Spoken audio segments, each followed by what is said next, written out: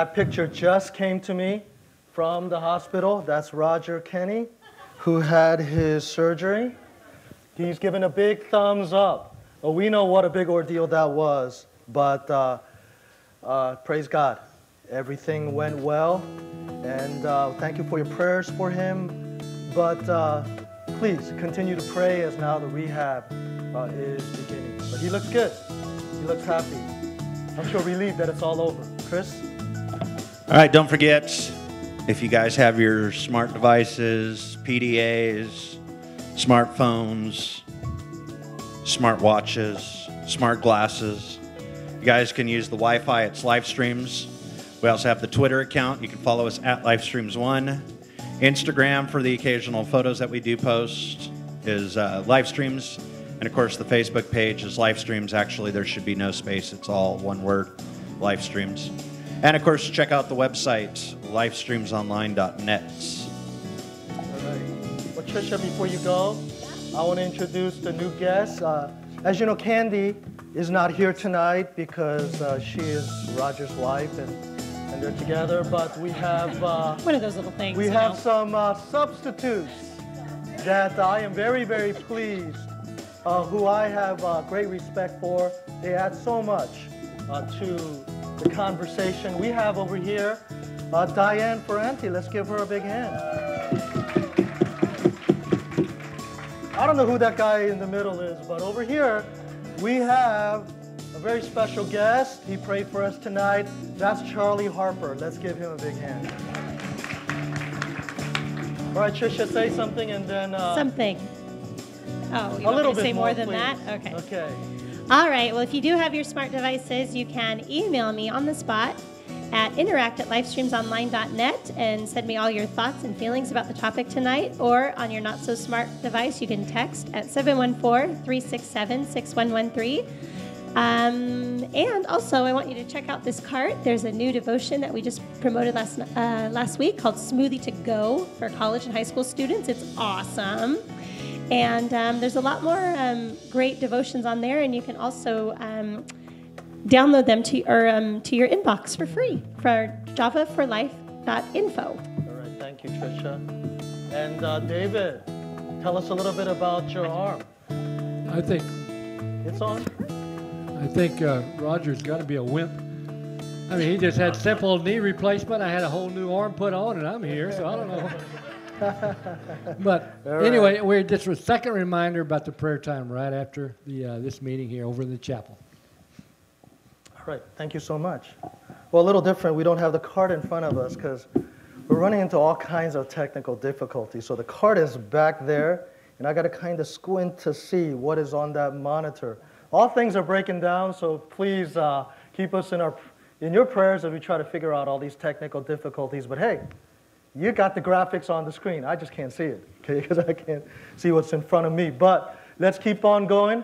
Tonight, we're going to continue a series, but before we do so, let's confirm with this graphic that live streams, the inspiration comes from Psalm 1, which describes the blessed man and the woman as a tree that is planted by the streams of water. In other words, his life is that much better and more vibrant and strengthened because he has the Word of God that streams into his life. And so life streams comes from that very important psalm. And so with this Wednesday night program, what we do is we do life-relevant topics. We go for series, and then we do special events. That's what the Family Feud's about. We had the puppets recently. We usually go 3 to 4 weeks. And so this series that we have right now is 3 weeks long as we talk about, put it on the screen, speaking without words. Okay, that's the topic on the table. And as I said, it is a 3-part series here. And let's confirm as we're warming up. And tonight we've got a lot of important ground to cover. So I'm going to be speaking a little fast in the beginning to get through the review. So put on your seatbelts and bear with me. So experts say that speaking or communicating is the key to any relationship. And so by saying that, people think that it's all verbal, that you just talk. But really, there's another whole aspect of communication, and that is the nonverbal. And so that is the topic on the table. In fact, a lot of experts say that this is a larger category than the speaking category. And so let's start warming up tonight. We're talking about not talking, okay? This is communication without words. So that's actually a simple definition. Let me put it on the screen. Wordless communication, okay? So that's the topic. And so speaking of communication, there's the text number on the screen. If you want to text in your comments, you can use hard copy papers tonight to write down your comments, and we'll try to address them tonight. So here's the proposal. Experts say that before the words get to the other person, experts are saying that the nonverbal things get to the person first. And so the key here is that preposition before.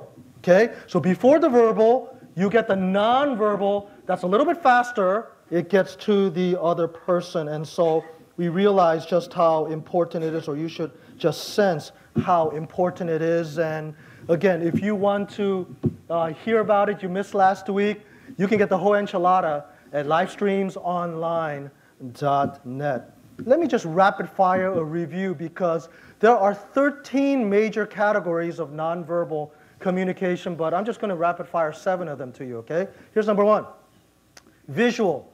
And visual is 80% of the nonverbal, so we're talking about like eyes rolling, facial gestures, lips to the side, smirking, things like that. Next category is audible. So we're talking about not the words, but like tone of voice, pitch, volume, high, low, tension, nervousness, stuff like that. Third category is physical, and this includes a big category of body language, right? You can sense a lot of things, right, from the body. Or proxemics, which is personal space. Everybody's got their own sense of that. Number 4 is material. And here, even clothes, right, communicate. They tell you something, or you're saying something through what you wear. Number 5, okay? Number 5 is olfactory, which is what? Smell, right? And so we all smell, good or bad or neutral, and those things communicate things as well. Number 6 is listening. And number 6, again, is different from number 2. Number 2 is reacting to like tones and pitches, things like that. Number 6 is a active decision to listen and pay attention to the words of the other person. So very, very different. In fact, we're going to talk more about that later. And last but not least, I told you there's 13, but I'm just giving you 7. Here's number 7. Okay? And this is the ultimate nonverbal category, and that is complete silence. So what are you saying by not saying anything? They're saying actually a lot. In fact, think about all the things that silence might convey. And so this is a very big category. So again, there you go.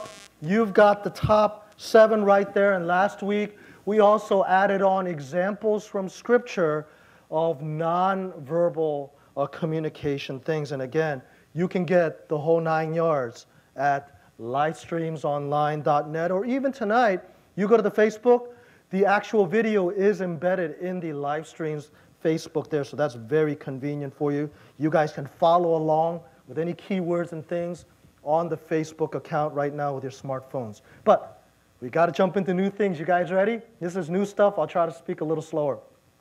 So take a look at the 7, and I'm going to say these 7, they're not just sort of out there, but you got to take this 7, and I told you last week, it's going to get a little complicated. You take these 7, and we're going to put them through filters, okay? So you got some coffee filters up there. We're going to take all 7, and we're going to put them through filters, meaning it's not just a 7, but it's how it filters through and comes down through the other side. And so you got a brew that is quite unique based on 3 major filters that I'm going to give you. Here's the first one. Personality, okay? Personality is the first one. So for example, and I don't have any pictures so obvious, like extrovert, introvert, aggressive, passive. You know how people have different personalities? Well, you take these 7, and if you're aggressive or passive, that kind of filters how these 7 things come out. You know what I'm talking about? There's a very important filter there, number 1. Number 2 is very important as well. That's gender. Gender is a huge filter. We're talking about males and females, and what a huge difference. In fact, I'm going to say, this is a compliment, ladies, that when it comes to nonverbal communication, you are the superior species, okay? I will give you that compliment tonight. Because women in general are just so much more sensitive to nonverbal things. That's why all the little things matter so much to them, okay? They always talk about the little things because those little things aren't little things. They're actually big things. And so they say things like, oh, how sweet, or how nice, and there's so much meaning to it. And for the average guy, they don't know what is going on, right? But for the woman, every little thing just explodes with meaning. And so you'll hear a woman, and you've heard of things like a woman's intuition, right? Now that's actually true. Women do have this thing called intuition, and it's a really big category, but a big part of a woman's intuition is their hypersensitivity to nonverbal cues. And so, for example, a woman might say, honey, did you see that? And the guy will say, what? No, look. I think she likes him. And he's like, what? I don't see anything. And then the woman goes, never mind. And so that's a typical dynamic where the woman sees things and senses things. Why? She's got this incredible radar. She's able to sense invisible information, okay? Things that are up there that guys will never be able to pick up. And so she's like this high-power satellite dish that can pick up everything. And in contrast, the man, he is just a broken TV antenna. All right, that's all he is. I mean, he tries. I mean, you see the aluminum foil? I mean, he's trying to pick up. You remember doing that back in the 70s? You put the aluminum foil on, trying to pick it up a little better. He's trying, but he can't. He's not a satellite dish, okay? And so those are the kinds of things. Thank you. It is true. It is absolutely true. All right. So you see what I mean? You got the 7 factors, but these 7 factors are filtered through personality, gender, and culture. Every culture takes these 7 things, and they just come out differently, okay? So for example, every culture expresses emotions differently. Some cultures are very stoic, and they feel that it's more mature to hold it in, okay? And other cultures are much more expressive, and I'm just generalizing, but I think, for example, South Americans are so much more expressive than Asians. Asians tend to hold things in. So, you know what I mean, things like that. Or in America, we value personal space, okay? Don't get near me. Whereas in the Middle East, they have no concept of personal space. So culture is a very big thing that is involved with this. So we're going to take those 7, we're going to put it through the coffee filter, and it's going to come out in 3 major categories of personality, gender, and culture. Make sense? All right, let's keep on going. So we've got all kinds of complications here, but hey, we all know that life is complicated, right? There's no other way around it. It's complicated. And so we're just going to have to deal with it and exercise a lot of sensitivity, because you know what? If you don't, you might offend or make people uncomfortable with your, actions and so forth. Because people might not appreciate your nonverbal communication. You know what I mean? Okay. So biblically speaking, we're going to have to pray for wisdom. In this case, wisdom to be sensitive, to make the right body language or what have you, and respond non-verbally to the world that we are in. So I'm going to offer you tonight with the remaining time, okay, and then we have to interact over here, 2 major categories. And in these 2 major categories, we're going to talk about biblical perspectives. Now tonight, we got to get into the Word of God, because that's what live streams is about, right? It's about the Word of God that streams into your life. They're like this tall, strong tree. So here we go. Here's the first major category or biblical perspective concerning nonverbal communication. And that is you affecting other people. Okay? So that's the big category. You are now communicating non-verbally and how that impacts other people. Okay? So it's not about others, it's about you. And the biblical principle here is, we're going to start off real simple, that you as a Christian must be sensitive to how you communicate non-verbally. I've already said, this is a major category. You do communicate without words. And so therefore, you need to be very, very sensitive to all the non-verbal signals you send out to the people. So you guys ready? We're going to take a pop quiz. Take out a pencil. You can do this on your smartphone. Some of you smart ones can do it in your head. I'm going to give you 3 questions on the board. And you answer those questions by giving yourself a score, 0 to 5. 0 is really bad, okay? 5 is really good. I'd be very impressed with any 5s in this room, okay? Here comes the first question. Get ready to score yourself. These are all biblical principles now. Here's the first one. I am sensitive about my nonverbal communication. NVC is the code I'm going to use just to save space on the screen. Give yourself a score. 0, okay, or 2, 3, 4, 5. 0, I mean, you'd literally be a machine with no emotions, no sensitivity. What score would you give yourself? Give yourself a number. Scripture commands that you be sensitive to your nonverbal communication. So how sensitive are you? For example, Ephesians chapter 4, many of you know this verse, verse 29, where it says, do not let any unwholesome talk come out of your mouths. That's verbal, right? But only what is helpful for building others up. Now watch, see that phrase? According to their needs, that it may benefit those who listen. Now this verse is very well known, but I want to say that the first half of this verse is well known. Most people don't know the second half of this verse. The second half really talks about the nonverbal aspect. Here's how I know.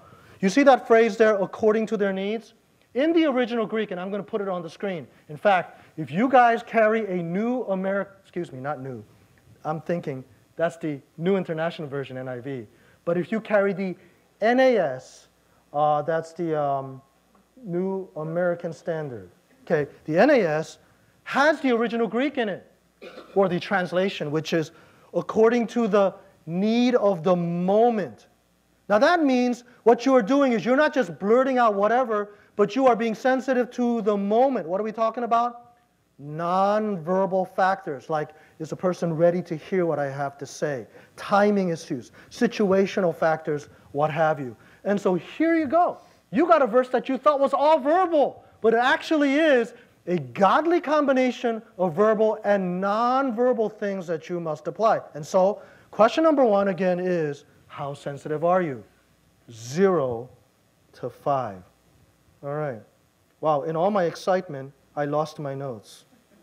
Okay, where are my notes? Okay. While I am trying to log on to my notes, okay, think about your, here's my notes. Give yourself a score. Don't just blurt it out. Here's number 2. Ready? Taking a pop quiz. Score yourselves 0 to 5. Number 2. My nonverbal communication matches my words. Now this is a very important biblical principle. But have you ever met somebody, or are you someone who sends out mixed messages? You know what I mean? Like you say something, but your actions don't match. Okay? Like somebody who says they want to be your friend, but they're kind of stiff-arm you the whole time. You're like, what's going on? Mixed messages is a serious problem because you're confusing people. People misunderstand you. And here's a real danger. They might actually accuse you of hypocrisy.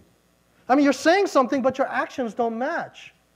Or they say, hey, let's be friends. But again, if they stand off at a distance, those nonverbal things, don't they speak loudly? And so with all of those things, do your words match your actions? Give yourself a score. Higher the score, the better, because if the score is high, you are understanding the importance, listen, of simplicity and honesty. The Bible has a lot to say about simplicity, honesty, purity, uprightness. All of these things involve a one-to-one correspondence between your words and your actions. And so all of those things are very, very important. So, for example, if you say, I love you, but your actions don't show it, isn't that a mixed message?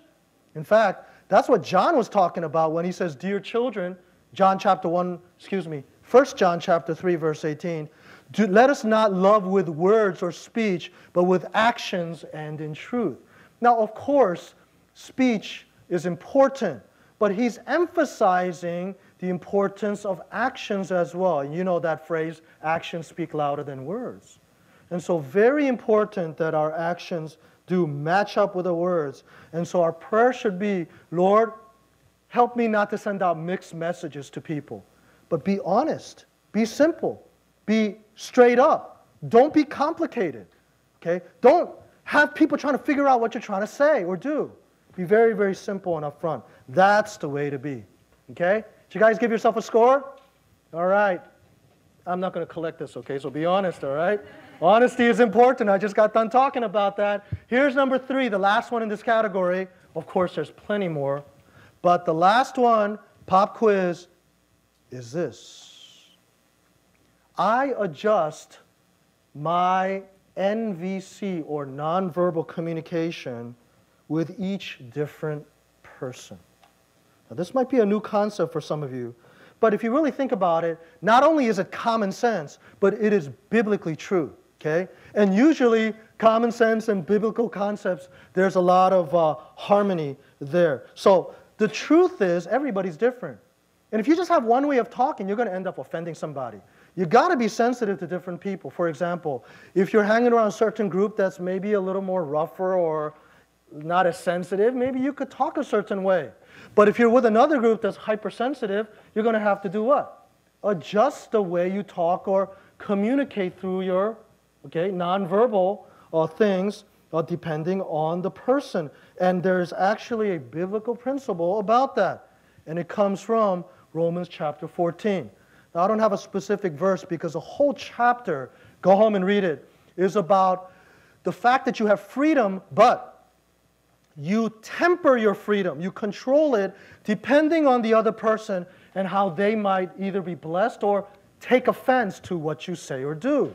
Okay? So what do? You have to adjust your freedoms to the other person. Freedoms include all kinds of things in this case, like body language to tone of voice and things like that. You're now going to make adjustments based on the people and, their levels of sensitivity. So your guy friend at the water cooler, you might talk a certain way to that guy.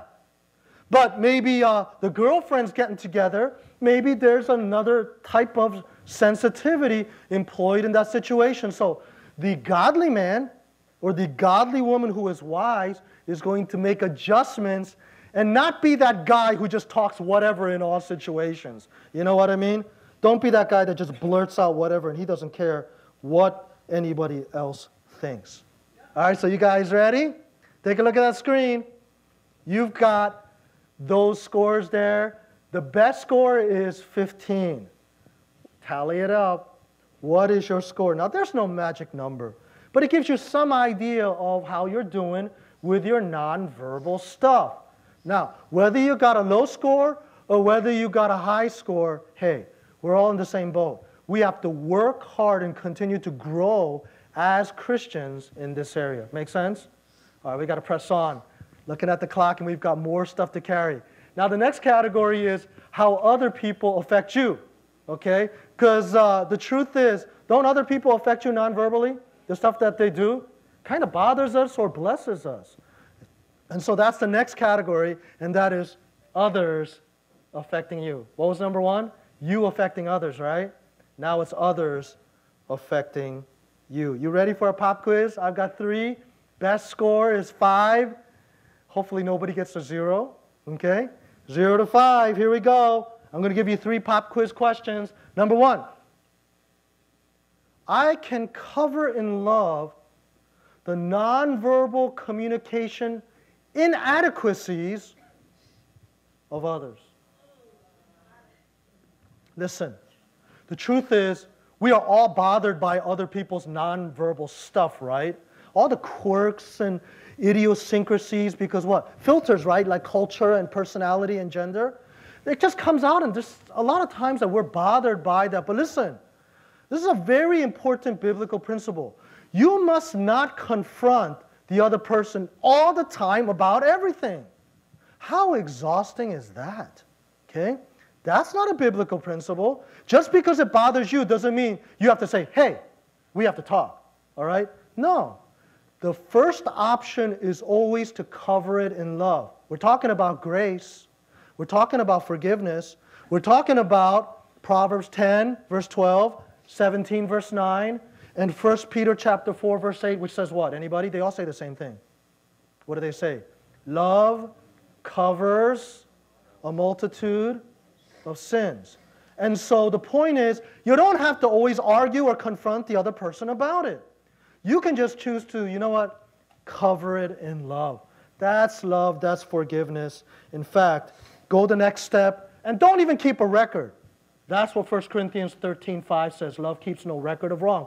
Yeah, we're bothered by what other people do. You live with somebody a long time, you're going to be bothered by a lot of things that the other person does.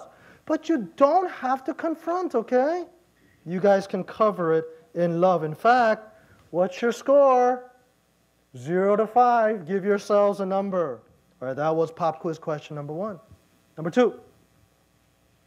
I do not discriminate nor show favoritism in my nonverbal communication. Now what if, here's the situation, what if the other person didn't do anything wrong, but for some reason you're still bothered by that person? For example, what if the other person is just a different color from you? What if the other person is just from a different culture, or a different gender, or a different age? A lot of times the truth is we are just bothered by the other person, and the other person didn't do anything wrong. That's discrimination. That's favoritism. And we all have to check ourselves because we are all guilty of that at one point or another. Hey, did you guys see this movie? Okay. This movie, The Elephant Man, told a powerful message about how people just couldn't get around the fact that he was deformed and different. His name was Joseph Merrick, and he was severely deformed in 19th century London. And the movie was just terrible. It was just awful to watch because the people just could not get around the fact that he looked different and treated him as an animal. And so we have this problem in society today. We had it yesterday, and unfortunately we're going to have it tomorrow. But my point is, Christians have to be different.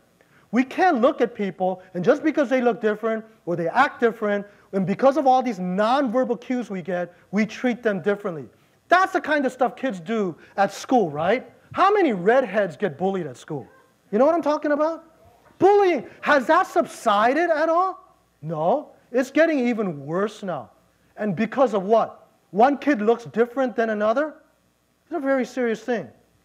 I bet you there are people in this room right now that have been bullied as a little kid or picked on. Okay, all right? What, you guys, okay. Oh, I thought you were confessing that you bullied one another. No. You were redheads? Oh, okay, all right. I had a friend who was a redhead, and I remember, it was very stressful. In fact, I've never shared this, but I came to the United States prior to the Asian immigration. The Asian immigration happened in the early 70s or mid-70s. I came in the late 60s. And you talk about being the only Asian in the entire town. Boy, did I stick out. And so I remember. And when I think about it, it still hurts a little bit. The discrimination, things like that, being left out of things. And so this is a very important thing because this stuff happens on playgrounds. It happens in all situations. Just because what? You look different? In fact, this is very, very serious because it actually happens in churches as well. People come through the doors and they look a little different, okay? And know what? You treat them differently. That happens all the time. That's why experts say that Sunday morning is the most racially segregated time in the week. 99.9% of churches are one particular ethnicity and demographic as well. It's a huge time of separation. In fact, way before we started discriminating racially and demographically and all, there was a problem in James chapter 2. You know which one I'm talking about? You remember in James chapter 2, James was citing the fact that there were socio-economic factors that led to discrimination. So for example, somebody comes into your church and he's not dressed in fine clothes and wearing good jewelry. Now you know what I'm talking about? That's James chapter 2. And he was condemning that type of favoritism. David, you taught that chapter when you taught the book of James, right? And so you got this chapter that just condemns this favoritism and discrimination. We're saying, listen, people come into church, they look different, they dress different. You must not treat them differently. God loves them all equally. And so churches must check themselves. How many times a visitor comes and he stands by himself because he just looks a little different and everybody just stays away from him? What's that? Come on, we got to get back to the Bible. In fact, it says in James chapter 2, verse 12, speak and act, so there's a combination of verbal and nonverbal, as those who are going to be judged.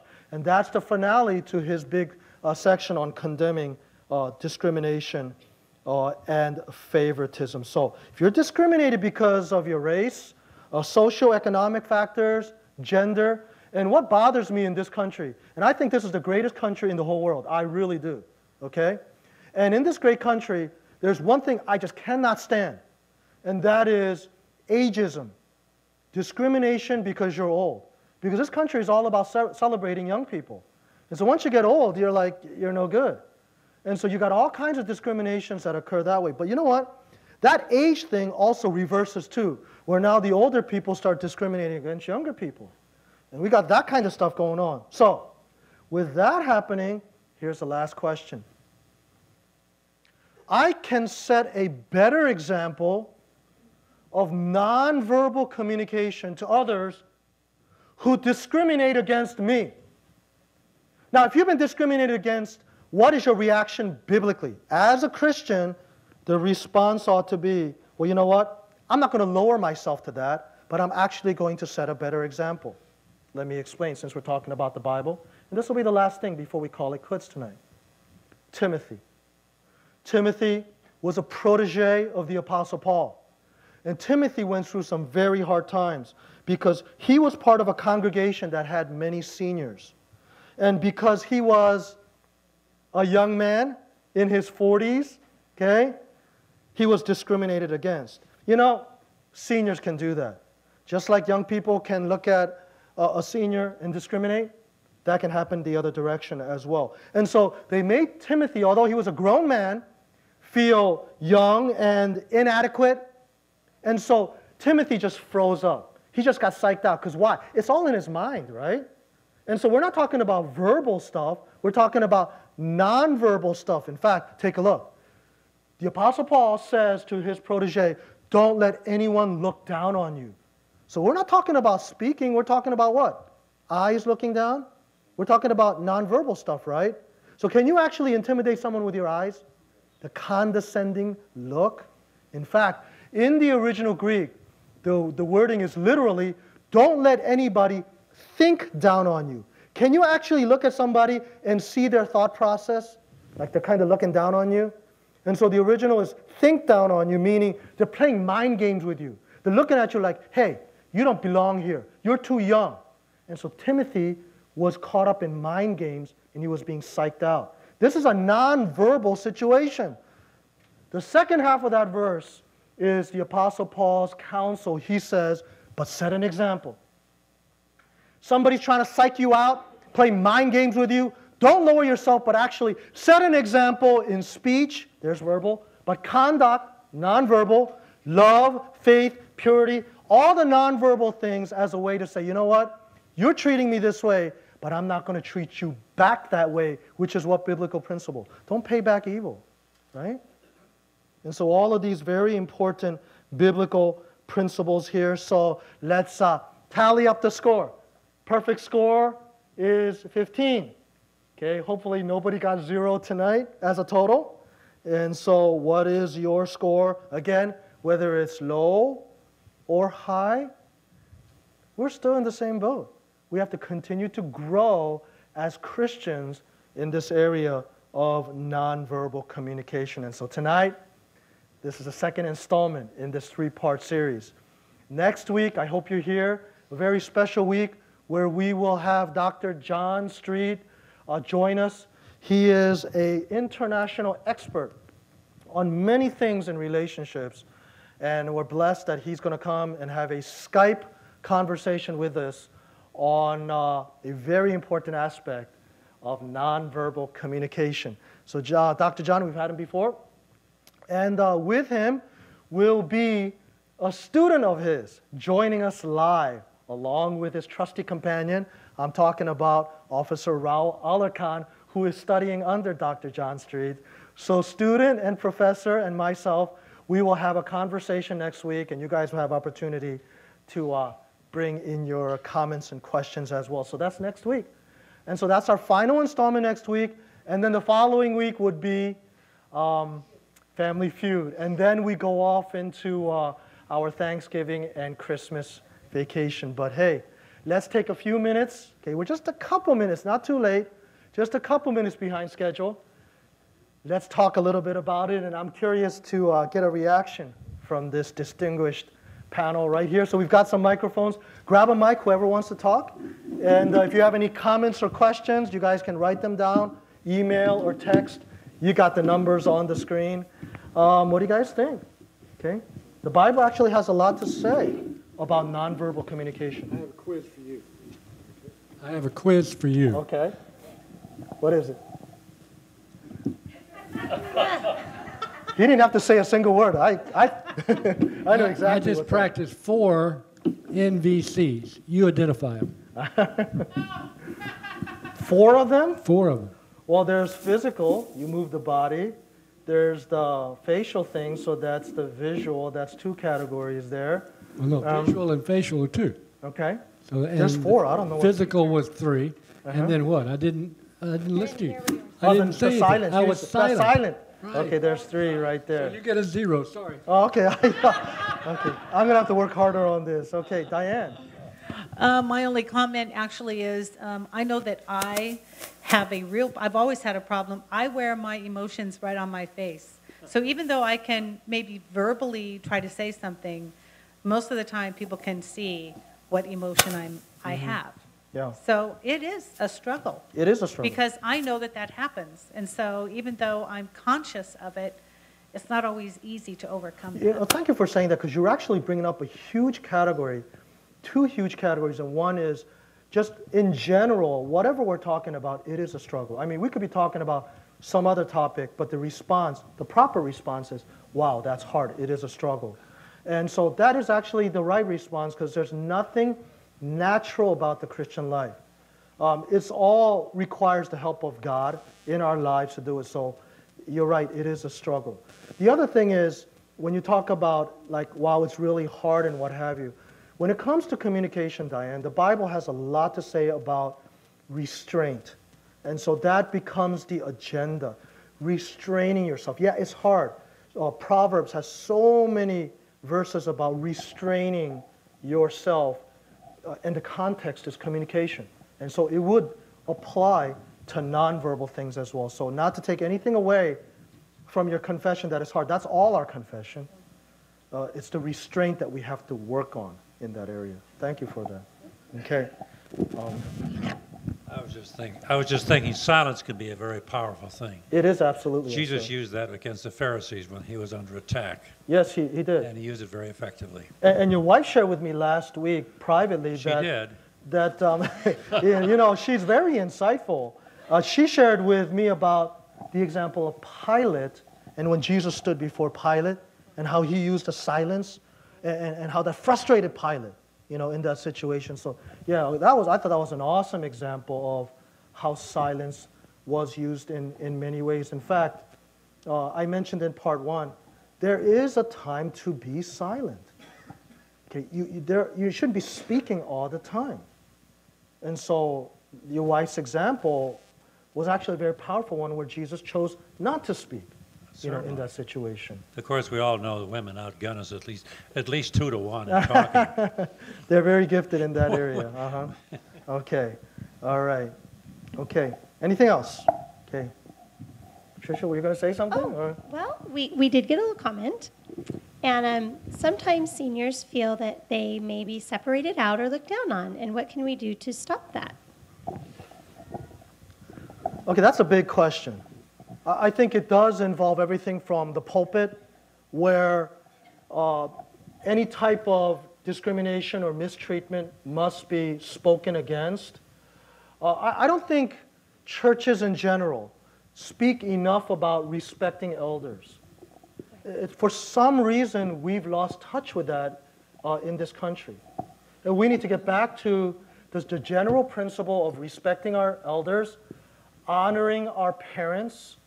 And I think part of it is, see, we're not like some countries in Europe and in Asia where it's built into the language. Like when you speak to adults, you speak with this language. Speak to children.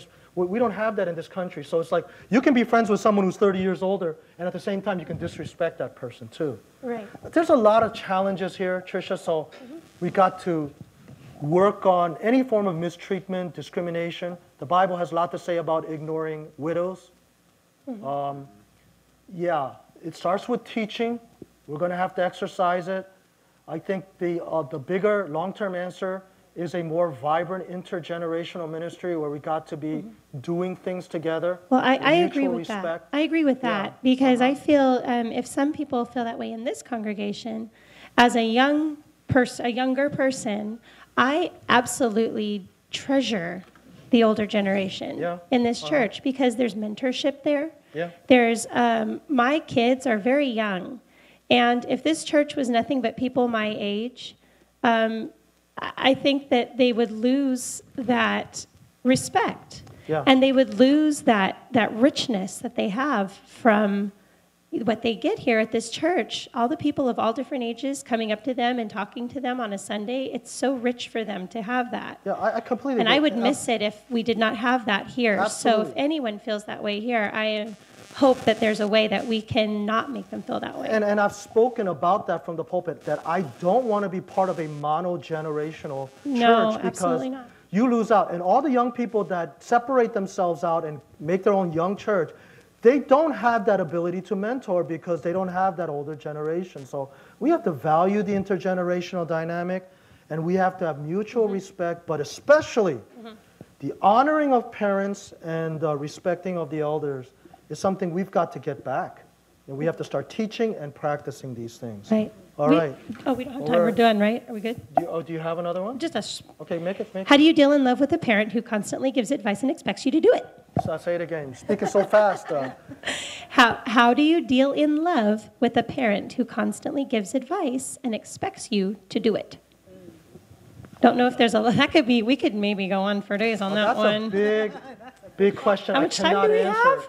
But it happens to everyone where, and I've actually addressed it in several series in the past, where there's a problem of the parent-child dynamic. When the child becomes an adult, for some reason that parent-child dynamic still continues. So the mom is 80 and the child is 65, but there's still the parent-child dynamic, and that's a serious problem. Right. They have to evolve, and I talked about that. That's a big topic there. As far as how and when, there is a time when you have to sit down and you have to work these things out. But now that involves another series on timing and communication, which is on our website, live streams online, and conflict resolution, where these things have to be worked out. So big question. Sorry for the inadequate answer, but we're 5 minutes behind schedule. We've got little ones that's got to get home. You guys have to go pray, all right? So thank you for coming. We'll see you next week for our final installment on this series, Speaking Without Words. Thank you for coming by.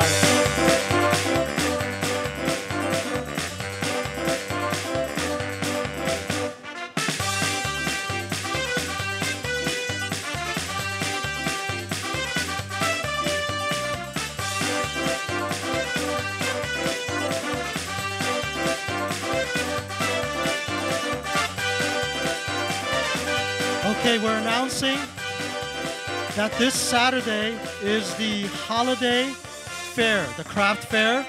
And so we'll look forward to seeing all of you this Saturday. It's from 8 o'clock to 2 o'clock. See you there.